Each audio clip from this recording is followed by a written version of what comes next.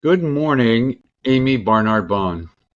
Morning. And Amy, you've been a client of mine, so it's really exciting for me to interview you for this. And the first question I ask everybody in these interviews is, what makes you an ordinary visionary? I would say it's my mission to inspire change. So I think that would hopefully qualify. Oh yeah, absolutely.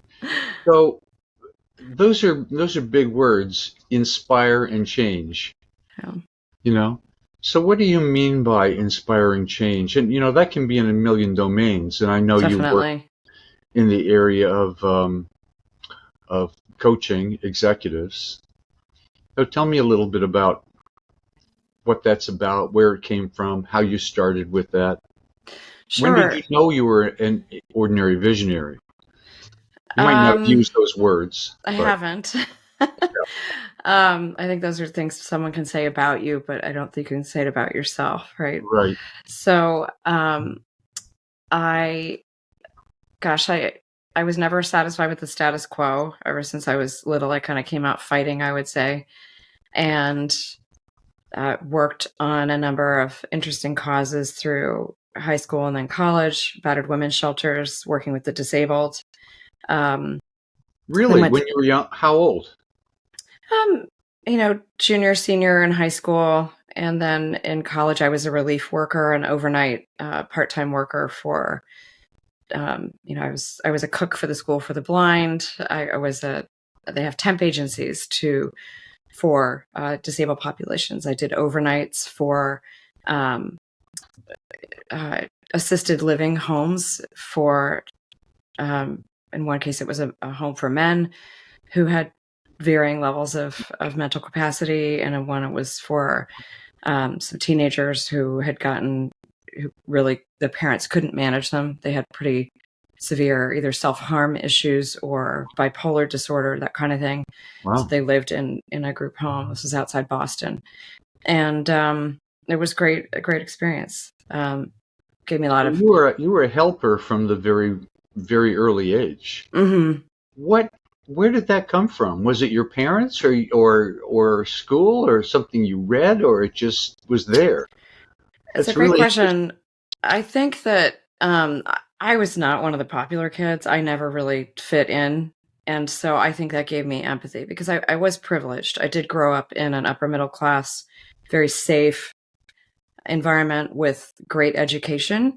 Yeah. So I didn't personally have that. But when I've thought about it, I've thought, well, maybe it's because I was still an outsider within that group. Um, Yeah. and I think that, and then being a young woman growing up in a home with very traditional values that I rejected. My parents both were from the South originally. Oh. And I had a very independent streak. Um, and I rejected those gender roles. And so I think it was a combination of that. So, smart people often do that kind of thing. They think for themselves. They think I can relate to what you're saying because I have some of the same things, although I didn't do that kind of volunteering early in my life. What was the first volunteer type helping project that you remember? It's funny when you just said that, I realized volunteering is for Southern women actually a tried and true and expected path. And so I was a candy striper actually Ah, in a hospital pretty far away. My mom had to drive me pretty far to get there. I remember winning some award for having the most volunteer hours. So I worked in the pharmacy and then I worked with the gift cart, which I loved because I would go to the floors with um, older people that didn't get many visitors, and I loved talking to them. And the older ladies would buy nail polish, and the men would buy, a candy bar as a special treat. And I didn't have grandparents that lived nearby. We had moved away from Texas when I was quite young because my father was in sales, and so we moved around a lot until we settled in Connecticut. And I remember really enjoying those conversations. So I think just having exposure to actually did better with older people when I was young than with people my own age. interesting. Very interesting. I don't. Are candy stripers still around? I don't think so, but it's fun because I remember the cute little pinafore that I wore. It was very old school, and it Wasn't gave a it lot of. red and white or pink and white or something like that? It was like this really unique color between pink and red and white, and so that was probably my first formal introduction to, and it's a very it was a very classic way for women, I think, who were expected not to work necessarily in the future, Right. but to be helpers. Yeah, which is a And great.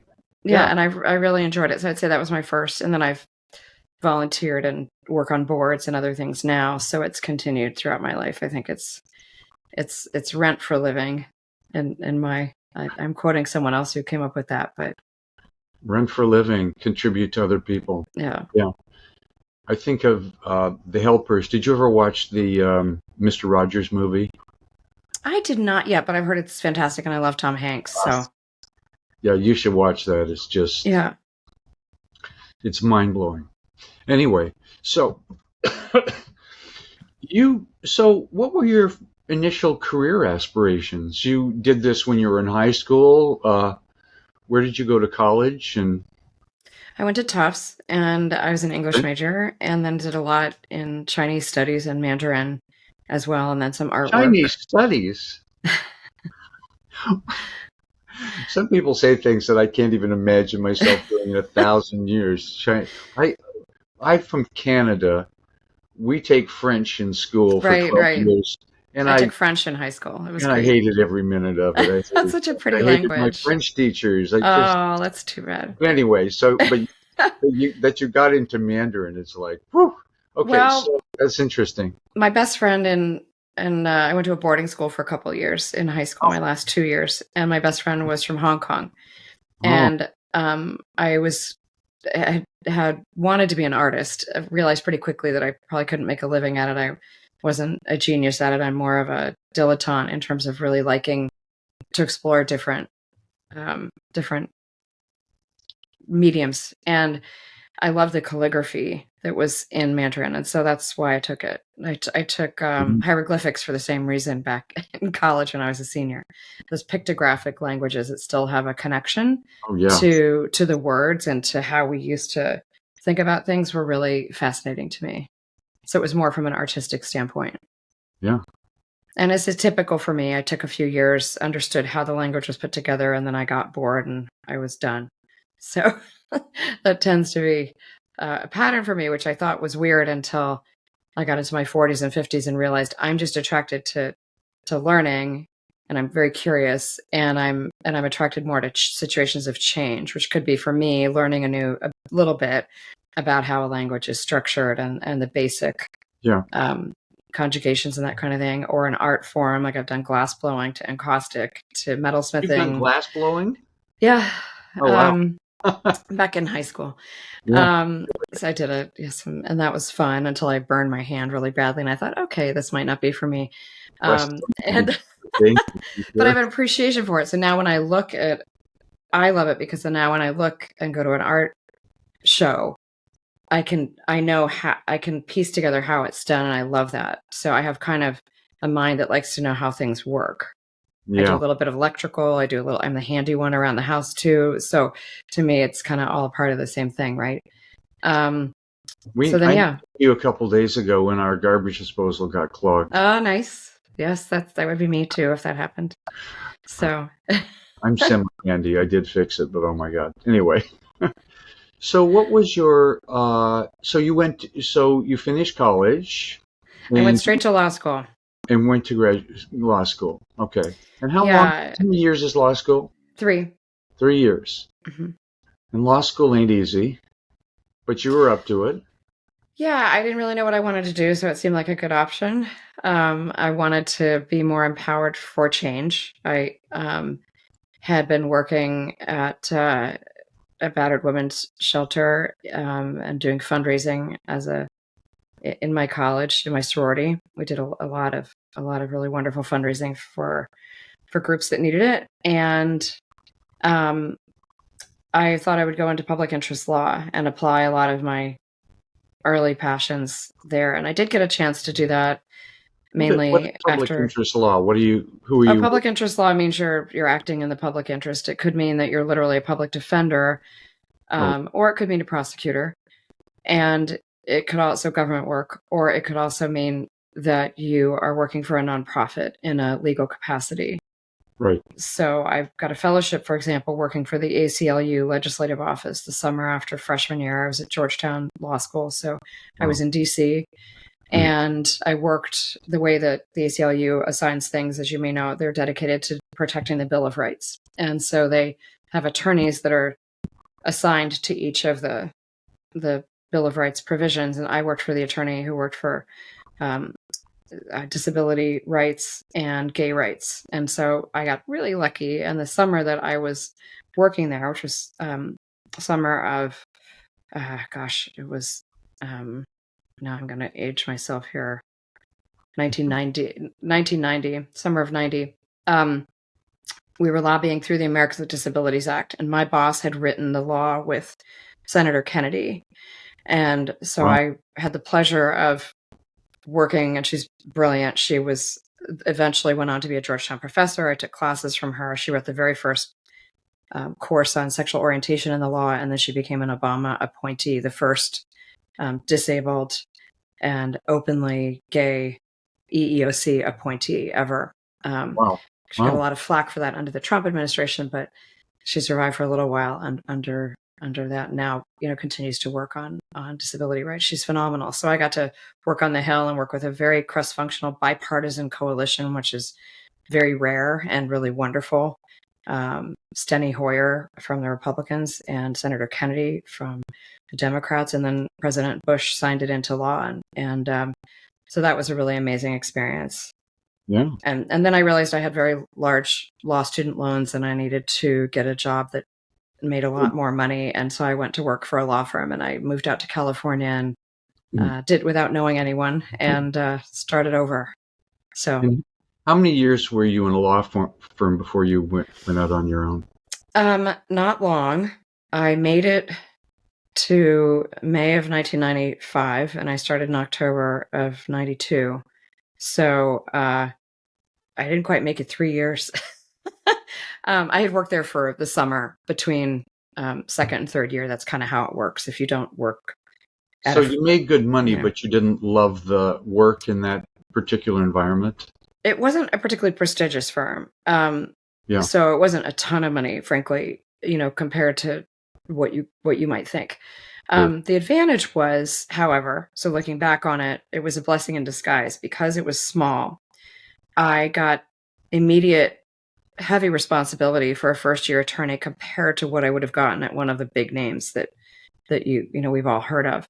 And the other advantage was we did plaintiff and defense work, which most large firms can't do because they conflict out of representing. So I got exposure to some plaintiffs' sexual discrimination, sexual abuse cases, some things like that really spoke to me and my values, which was great. And then some defense work as well. So I got to see and general business litigation. So it was a very good background that helped me later, much later. But sometimes you collect these experiences and you don't know where they're going to lead you, right? Yeah. And what I learned is that I just hated the arguing all the time. It was great in the sense that I learned how to think on my feet. The strategic analysis was super helpful. Influencing, thinking of a good argument, and understanding the dark side of business, if you will, when things go wrong, because that's when lawyers are hired, right? Yeah. But I learned that what I liked was helping people proactively. So I liked what in lawyers' terms we call advice and counsel, which is when someone calls you and they're being proactive and they're saying, hey, we have this situation, we want advice, we have some red flags that we think we should be talking to a lawyer, and what should we do in this situation? And I really liked that part because I felt that I could be more. Coaching, isn't it? Well, yes, with a legal background, yes, it is according to the law. It's you to know the law and where you can work within it. And then it's a lot of EQ, I would say, as well.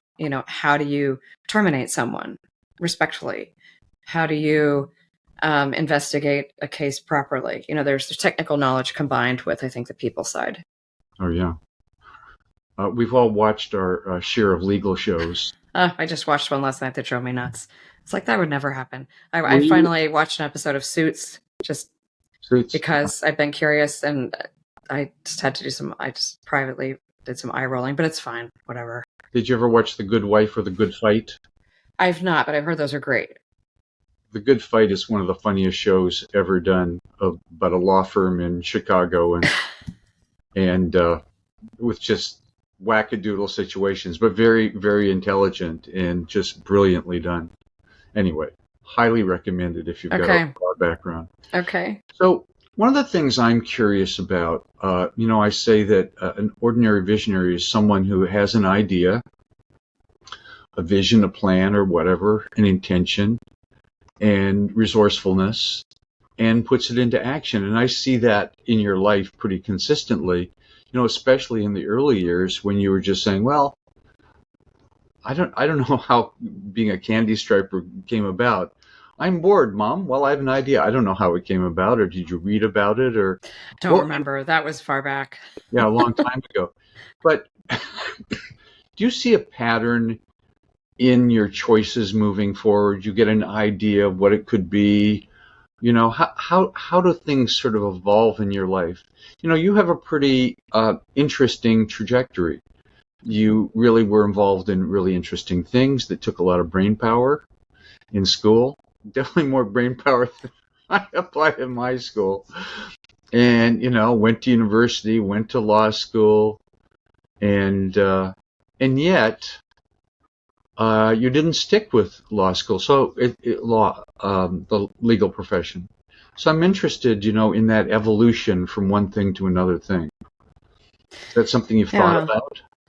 It is. I think the through line for me is impact and excitement. There's a momentum to certain types of work that I really enjoy. I do get bored easily, so I need to, and I've learned that, for a while, I'd say up until my 40s or so, I thought there was something wrong with me. I thought, why can't I just pick one thing like everybody else and be happy doing it and get really good at it and be satisfied, for the next 40 years or whatever. And then, I look back at my career where, I wound up going into HR after I took a year off. I quit my law firm with no plan. That was a big leap.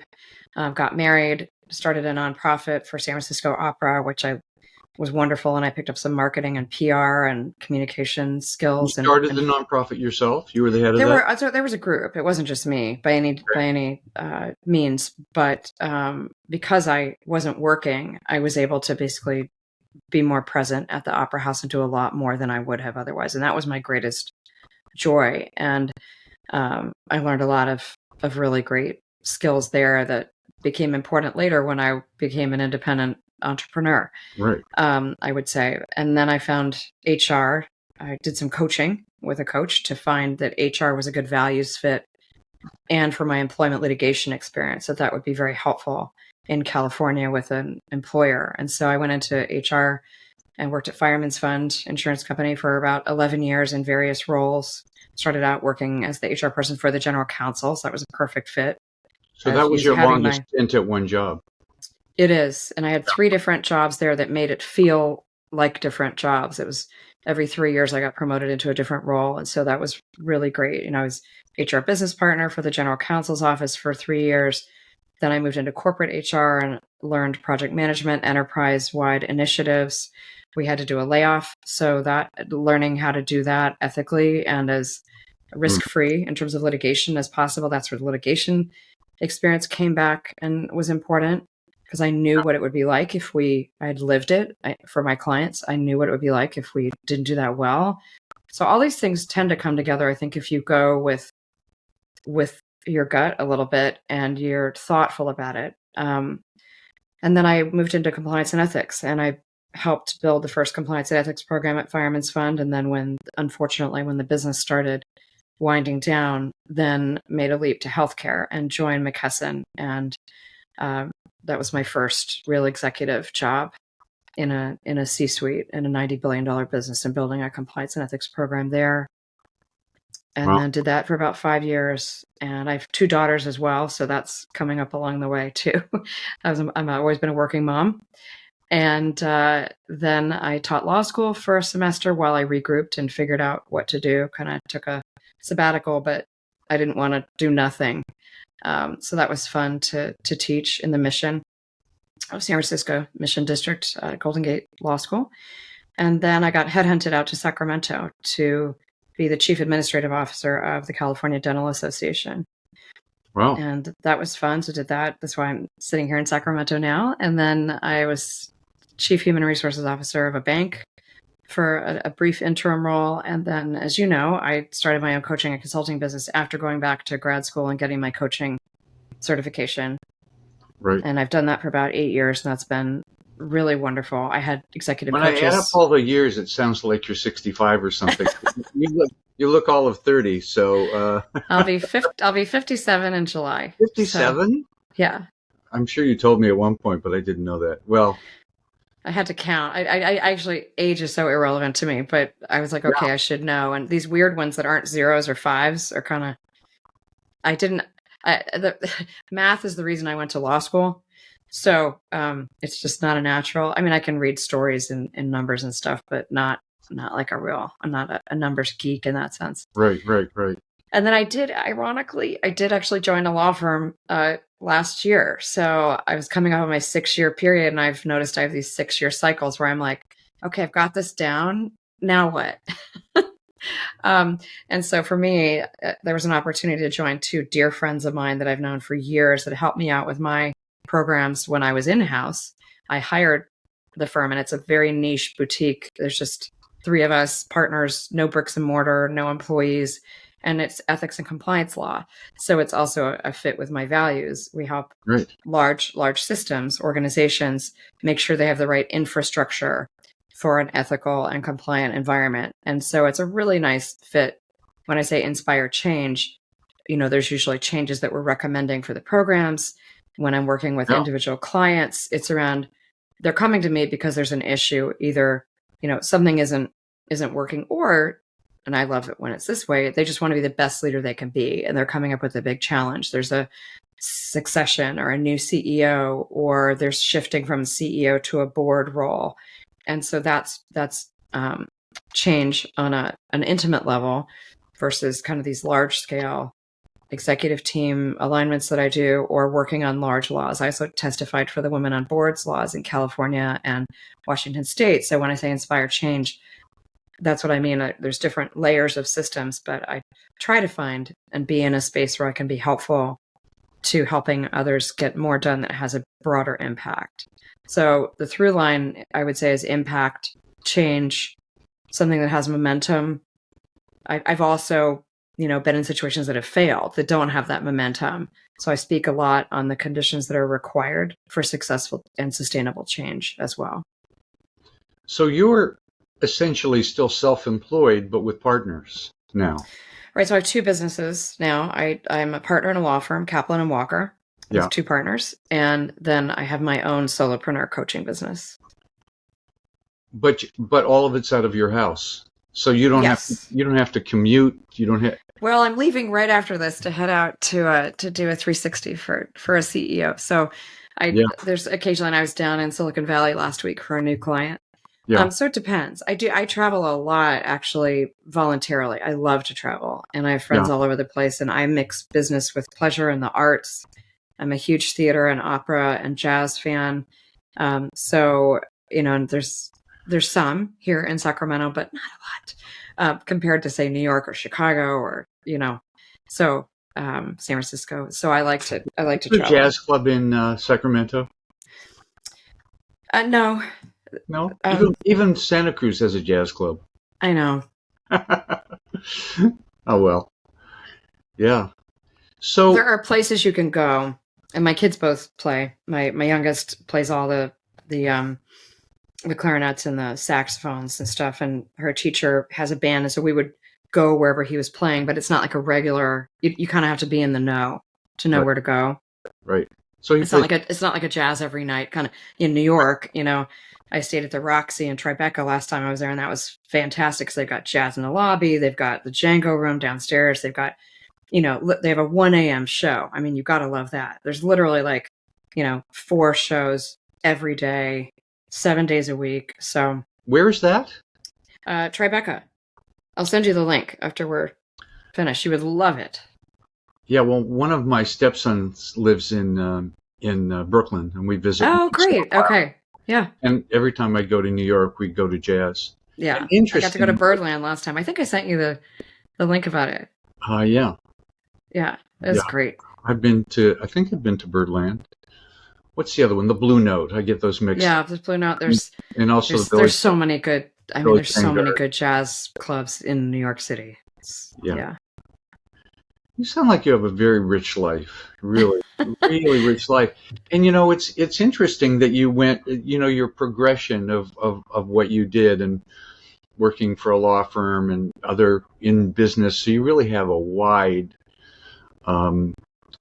expanse of experience. But now you're very much more independent, much more flexible.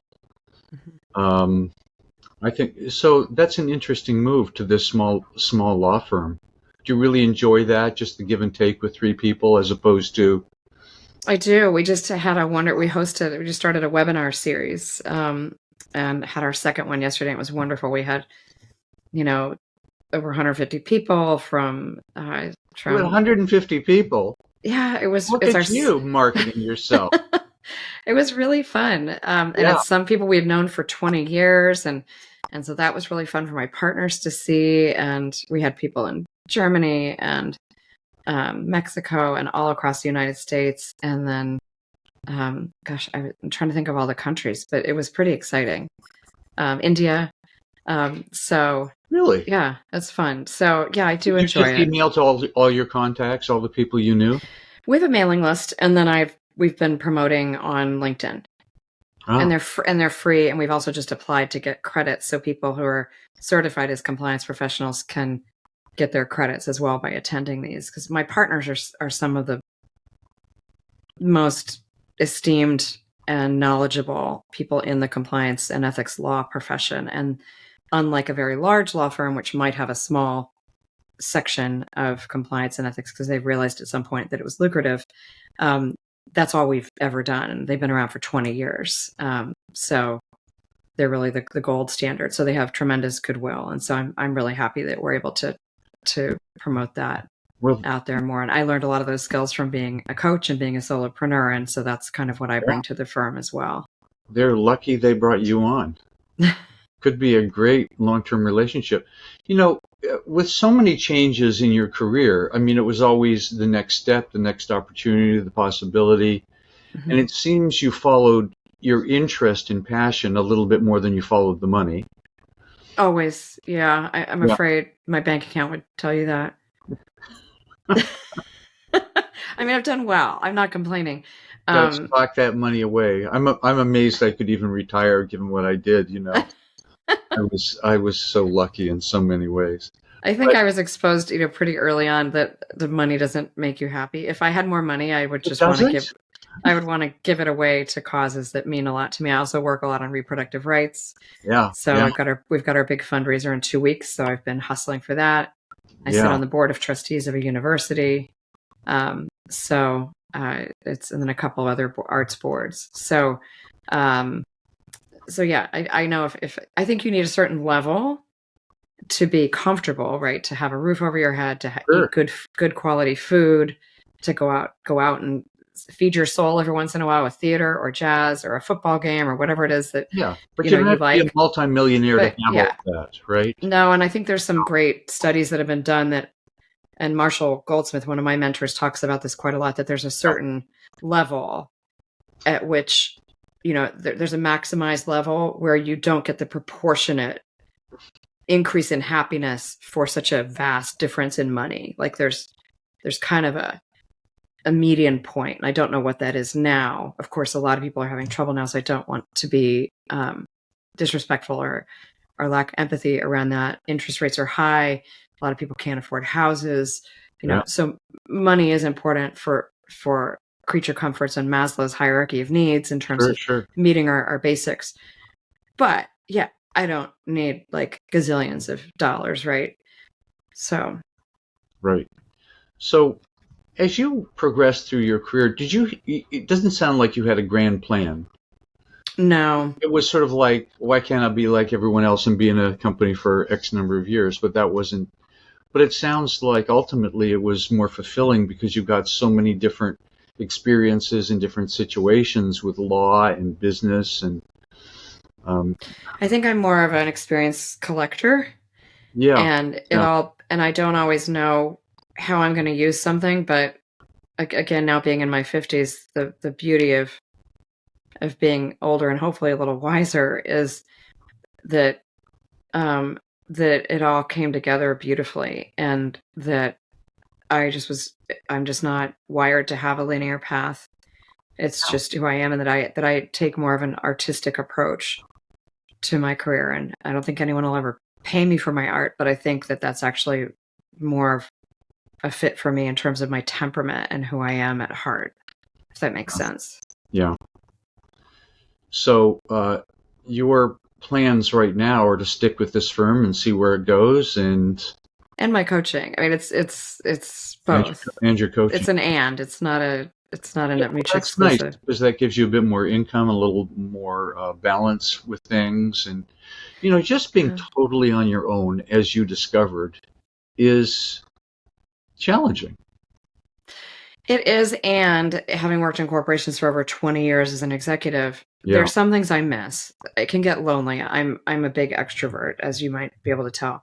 So I need a lot of different things to keep me interested. And so I do miss sometimes really having ownership of growing something way beyond, just me, and building a team. And I love mentoring and bringing people up. And that's why I wrote my book, The Promotability Index, in terms of reverse engineering promotions and giving people access to how they need to think about their career in a traditional corporate setting. Right. But the advantage is the independence of writing about whatever I want, not have, as an executive, you represent the company. And so you have to be careful of what you say and what you represent and your profile. It has to be kind of kept in check. And now I don't have that. And so I can write, I write for Harvard Business Review and Fast Company and a bunch of other organizations. And that's really fun to get back into writing. I was a creative writing major with the Mandarin. Is that writing you paid for, or is that writing for marketing purposes? No, neither. Oh, just for the sake of writing. Yeah, I love writing. I mean, I would say, of course, yes, there might be some long tail marketing, on, and there's a certain prestige for writing for certain publications, but I've never had someone who said, hey, I read your article and I'm the perfect fit client for you and I want to hire you. Yeah. So it's cumulative. People get to know me through my writing. They might read my articles and then maybe they'll sign up for my newsletter and then but it's, as Dory Clark would say, it's the long game. It's not a one-to-one relationship, and almost all of it's unpaid, to specifically answer your question about that. So it's free time. In the old days of the internet, because I was online in 95 or 96, a new organization starting up said, we'd like some articles from you. And they paid me $1,000 an article, that's amazing. Really? I did a half a dozen articles for them. You were like a cutting edge on all that. It was amazing. Well, that's incredible. It's interesting. I was like you in some ways, not the kind of educational background, but I was always looking for the next thing, trying a new thing. Yeah, you were. Reading a zillion books, doing, figuring out what to do. Started a newsletter, one of the first, which is still going. You were super early on that. I mean, you were, yeah. Yeah, since 1997, I started to write, or 97, I started to write my newsletter. So, but the world has changed, and with with the ridiculous amount of proliferation of articles Mm-hmm. online, it's very hard to get noticed in the crowd. But good for you for writing for those things. I mean, unless, they would never ask me to write for the Harvard Business Review.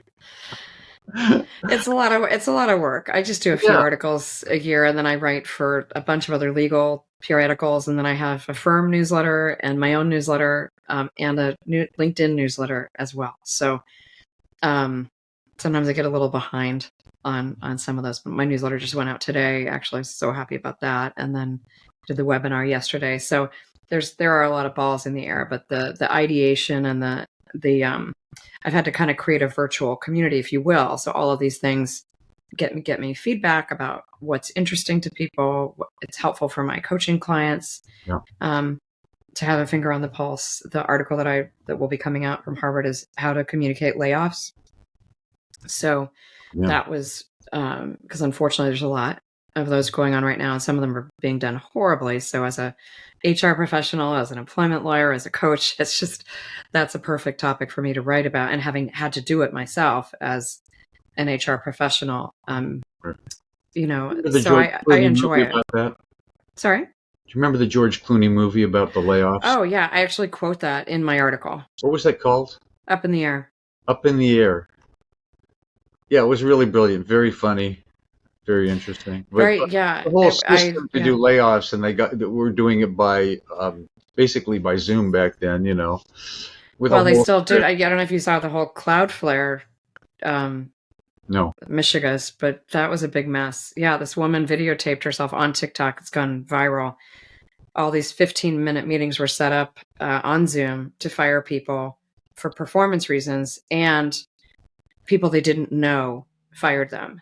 And she recorded herself being fired because she knew it was coming, because, of course, people were slacking and saying, we're all getting, I just had my meeting, FYI, get ready.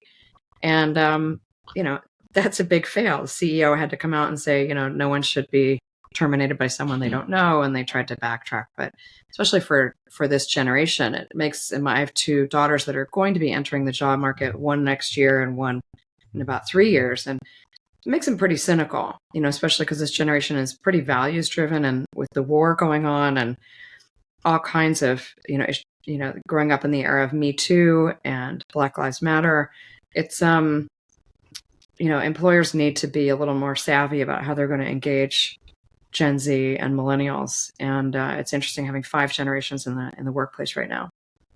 It's the only time that's ever happened. Really? Mm-hmm. Yeah, very interesting.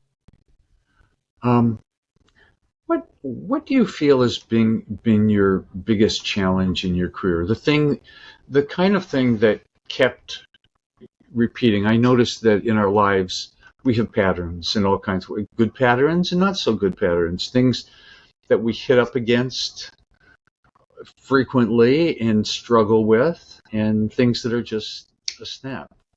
So what is it you feel most challenged by, if anything? Well, I think knowing when to say no, because many things interest me.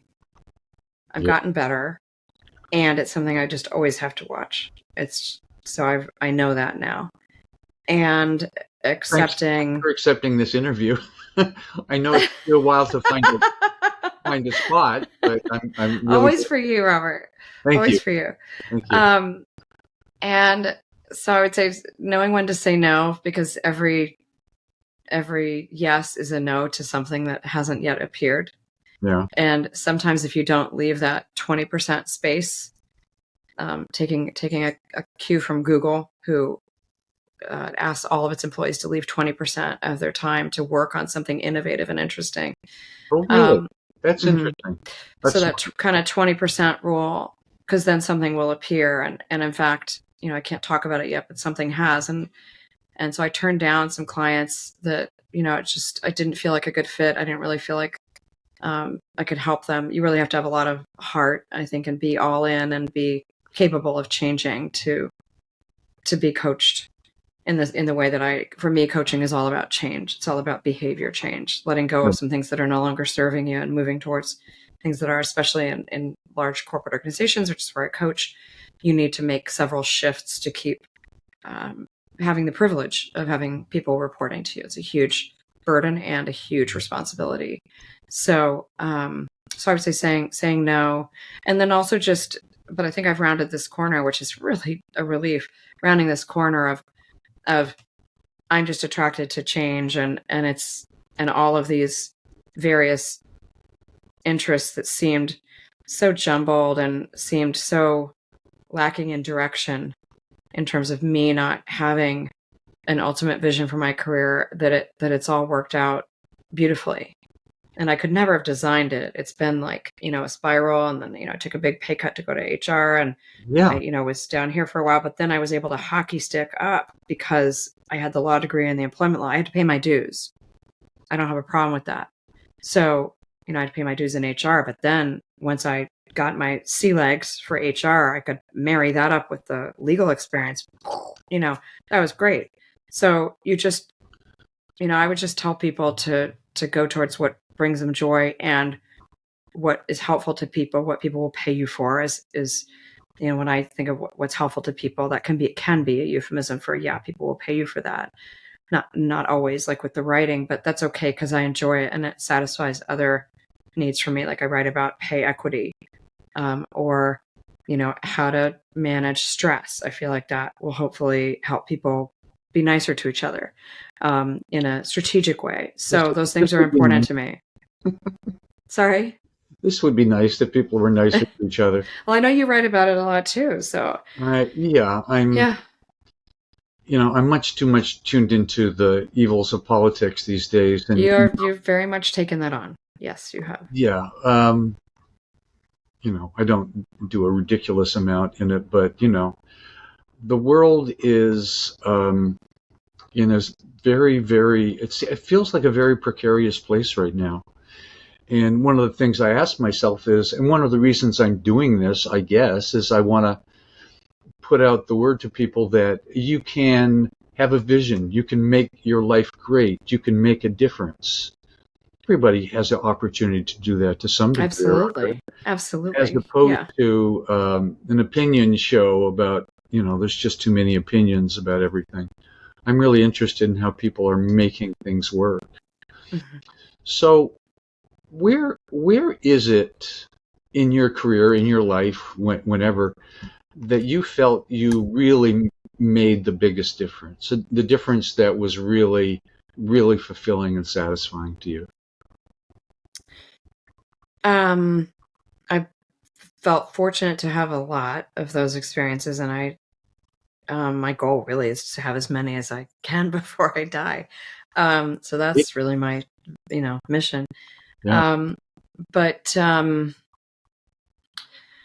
Well, this was from a long time ago, but one early one that I had was in my very first law firm, when I was assigned a pro bono case for one of the partners had a housekeeper who was not a citizen and married to another, and they only spoke Spanish, pretty much no English, and their house had been damaged, I believe, in an earthquake. This was many years ago. And they had hired a contractor to help them rebuild the house. They had gotten SBA funds to do it of 6 figures. And the contractor was not ethical and left the job, took all the money, and they were left holding the loan. And they were unable to navigate, understandably, a very complex governmental bureaucratic system that was trying to, prosecute them civilly for the money. And there was no way they were going to be able to pay it back. And I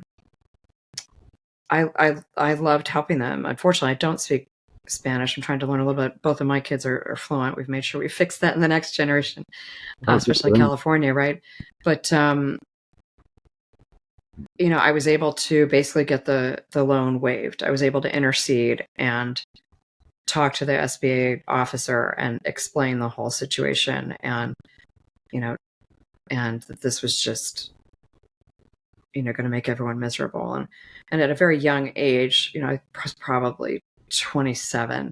That felt really good. And I thought, wow, there were so many pieces to that, like not being able to speak the language, like people who were just trying to, get a foothold on the American dream, people who took advantage of other people. I think the contractor was also desperate in his own way, and was scrapping by. It was just, another reminder of all the different things people go through out there. So that felt really good. That's impressive. Yeah. It's so exciting to be able to help somebody, really. That really makes a difference. Yeah, there's nothing like when they look me in the eye and, like, again, we couldn't really talk, but you can, right? You don't need words sometimes. And I just remember the woman, like, taking both of my hands and, with tears in her eyes. And it was a very humbling moment to have felt that I could have been a part of making their life better. It was a real privilege to be in that situation. Yeah. Do you have any regrets? Yeah, I mean, I wrote about one today in my newsletter, although ultimately I learned a lot from it. So I try not to have any regrets. I try to, have a lesson learned. I think regrets can happen with people who are important to you in your life, family members, that kind of thing. I made mistakes, going up the corporate ladder, and I've had my moments of arrogance or being too comfortable. And again, like I said, I wrote about one of them today, and, I got smacked down for that. I realized people didn't think I got some feedback at some point over the last couple of weeks that when I started sharing a story on a podcast, actually, that people were like, oh, that happened to you. And I'm like, of course, and I thought, oh, I better share more that, of the stupid stuff I've done.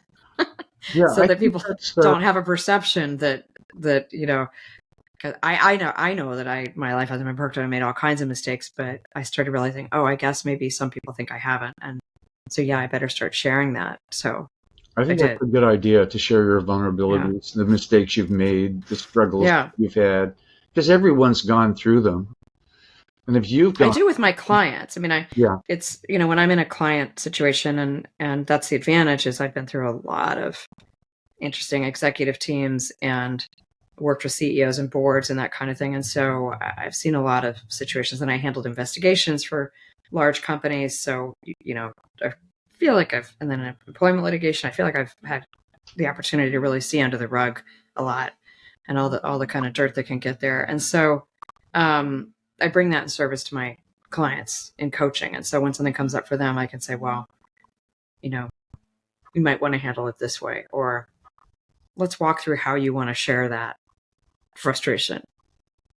Because there's always a power system at play. And so it's foolish not to be aware of the system that you're in. I have a close colleague, Jeffrey Pfeffer, who's a phenomenal professor at Stanford, who's specializes in power. He's written 7 books on power. And what's his name? Jeffrey Pfeffer. Oh, okay. Yeah, he's brilliant. Wow. And I wish I'd found his stuff earlier. I have written about it and interviewed him for some articles and things to share. So those are some things I wish I'd done differently, and yet I learned a lot from them. Right. Created greater humility. I now have more empathy and compassion when I see others making the same mistake, because I think, oh, that was me. And I can, laugh at myself with compassion, my younger self. Yeah. I mean, mistakes are always, hopefully you learn from them. And, we can never know whether a mistake is a good thing long-term or not. Sometimes it's the best thing could have ever happened to us. Yeah. People have, for instance, in the early days when I was struggling, I lost my credit. And I lost my credit for 7 years. And so no credit cards. I had to really balance my checkbook and watch my cash. And that's made me maybe too penny pinching in some ways. But, I'm careful about what I buy. And and I'm more responsible with money because of that. So you never know. Right. I didn't go bankrupt, but boy, I remember it was a tough time. I remember talking to the people from the credit card company and them threatening me and blah, blah, Okay. blah. Yeah, that would be a big pivotal thing. Yeah, I've had similar things. I think there's a great book that Amy Edmondson recently wrote on the right kind of wrong, in terms of, it's more on a company level, in terms of companies taking risks and what kind of risks are worth taking, and creating a learning culture and a speaking up culture so that people aren't punished for good faith mistakes. Of course, if it's unethical or illegal, there should probably be punishment for that.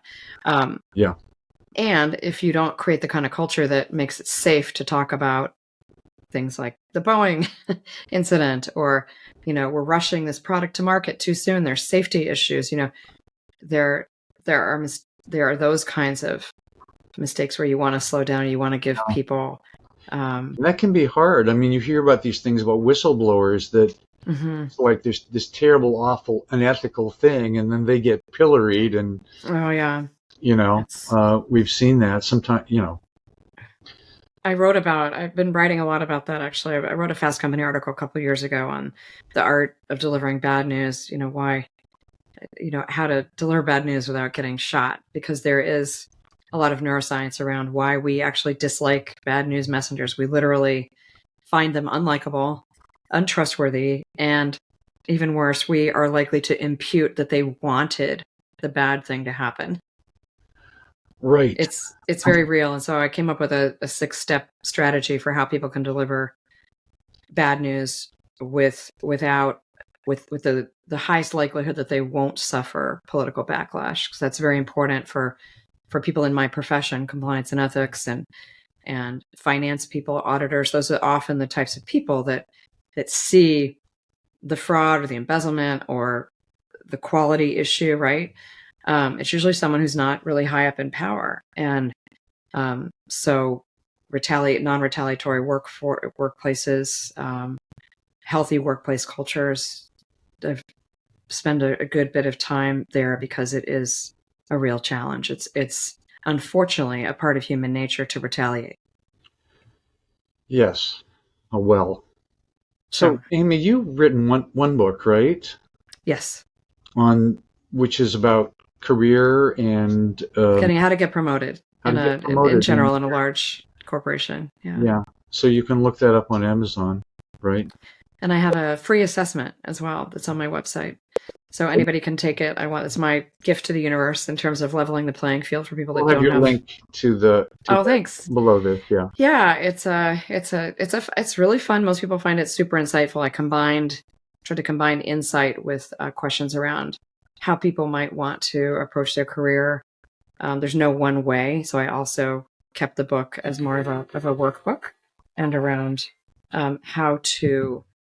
I have 31 different exercises if people find they want to work in a particular area. I broke promotability down into 5 key elements, and then I've written about it in Harvard Business Review and some other places. So also, it's a really nice, really nicely designed, not an ordinary type of book.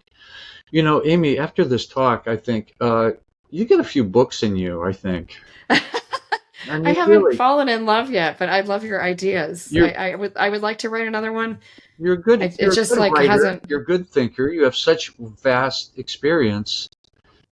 So think about it. It's like, well, what would you want to be known for, or because there's a lot of things you could write about. Obviously, several of the topics we touched on today. So, thank you. One of my greatest satisfactions in life, I'm not the best writer in the world, but I love to write. I think you're very good. I like to get my ideas out and formulate things and try to, and it helps me. My newsletter really helped me in my business, not just in attracting clients, but getting clear on what was important in marketing. And writing's a great way to do that, isn't it? Well, and also just to know what you love. I mean, if you're writing and you're excited to get that idea out, that's a signal to you that, I have passion around this, and you get curious about that. Like, am I am I playing in that zone? Could I do more in that zone that makes me feel that I'm fulfilling my purpose? That's why I love writing, and again, inspiring and educating and hopefully helping others. So that's why I love doing it. Do you know Ann Tardy? I don't think so. She's a past client that I want to interview. She's so busy. She's the mentoring person, mentoring expert. She writes one of the best newsletters in the world. I'll forward it to you. I love it. Great. And it always has some story from her life or the world or news or something that she sort of distills down into a lesson about mentoring people. That's and lovely. She wrote a book. This is why I thought of it. She wrote a book that was a collection of her newsletters that is just... Oh, that's so nice. That's great. Fantastic, you know? Yeah, when people spend enough time on their newsletter, they literally can turn it into a book. So, right. Yeah. So what is the future for you? What do you think of, I'll retire at this date? What would I do? Would unlike me, I just started to work harder when I retired. I don't have to worry about money anymore, but I'm doing, which is lovely. I'm right. I do have two kids in college, so I'm not where you are. Yeah, exactly. And so, my goal is to continue to still, make a living, and supporting my girls to send them off well in their adulting world, and to have enough money to travel and go to the theater and see things and learn things. But I don't plan to retire unless I have a health crisis, which I hope I don't. I don't really, if I'm stop working for money, I'll start working for nonprofits more. So, or start your own nonprofit. Well, there are a lot of nonprofits out there, I have to say. Yeah. So I'd probably find one and help it run better. Yeah. Is what I would do. But that one for the opera was kind of special. They didn't have a young development organization for people under 40 for the art form, and it's an art form that is quite expensive and hasn't been as mainstream. So that's why I did that one. Opera. Oh, opera. Mm-hmm. It's only been around forever. It has, but it's in jeopardy. Opera is the most expensive art form to produce, period. Oh, yeah. It's amazing. And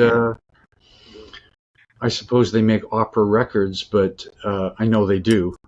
But they do, and it's a small but rarely of the market. Yeah. I'm amazed that jazz is only 1 or 2% of the music market, and yet there are thousands of jazz musicians, most scraping by. I agree. That's what the music teachers and that my kids have. When I talk to them, and it's very hand to mouth. I know. Even among really talented people. Unless you happen to be, you happen to be as lucky enough to have worked with Miles Davis, like a Herbie Hancock or Shorters, all of those people, Yeah. There's the luminaries that are doing very well, but it's the same with opera. There's 5 to 10, and depending on your type of voice, you can, like sports, you can actually run out. Like ballet careers are super short. Oh, yeah. And they're done. You're done by like mid-20s, and you better have a backup plan. In your mid-20s? Mm-hmm. Yeah, really? Yeah. It's like 16 to, orchestra, you can, and there are unions that support the orchestras and stuff, but opera itself is challenging. So, yeah. So something in the arts, perhaps. Perhaps. That sounds like a good... I plan to keep writing and coaching, and that's what I love. I can... My coach, I just met one of my coaches last year when I was down for one of my board meetings in Virginia, and I hadn't seen her in a few years, and it was wonderful. And, she's in her 80s, and you can coach... and when she and I were coaching, I didn't meet her until a year after we had finished, and it was by phone only. And she helped me significantly. So one of the things that I love about my coaching work is I can do it infinitely. Again, there being no health issue potentially. So, yeah, absolutely. And the older you get, the wiser you get. So you don't have this ageism that you have in a lot of other professions, luckily. although sometimes wonder if one is as sharp as one used to be, but that's the health issue that I mentioned. Concerned about that. So for the final thing, and boy, I've really enjoyed talking to you. For the final thing, for aspiring ordinary visionaries, what's your life advice for people to, what would you recommend for people to have a life that's really a life of contribution? I think you've always done this, Robert, with your coaching, which is why I worked with you. I think you have to think about how are you serving others, whether it's in your work or your personal life. Really thinking about what you have to contribute and being open to feedback, staying curious, staying in a learner mindset, and then not giving up too soon. Right. We all know that I think there's very few podcasts that make it over 100, for example. But those people that stick with it and make it to 100 and then stick with it have a huge rate of success after that, because sometimes it's just about repetition and about grit. That's useful for me. I'm at about 20, 25 right now. Okay. So I'm these are going on my website first, and then they're going to go, and then I'm going to put a zillion out on YouTube and figure out how to. I don't know. I don't have a big marketing plan for this. The main thing is I want to do good interviews with people I really like, and right. Well, it's like me with my book. I didn't have a monetization plan for my book. Yeah. That would have been another mistake we could have talked about, but I don't know if it was really a mistake. I'm glad to have it out there. It fits my criteria of being well written, good quality, being helpful, and there was nothing out there like it. I don't want to be where everybody else is. I don't need to, no one needs to hear the 50th opinion on X or Y that's been written about 10 million times, right? So Right. Yeah. So Amii, thank you very much for taking time for this interview. You are now officially an ordinary. All right. I'll say you said it. Thank you so much. Okay, thanks.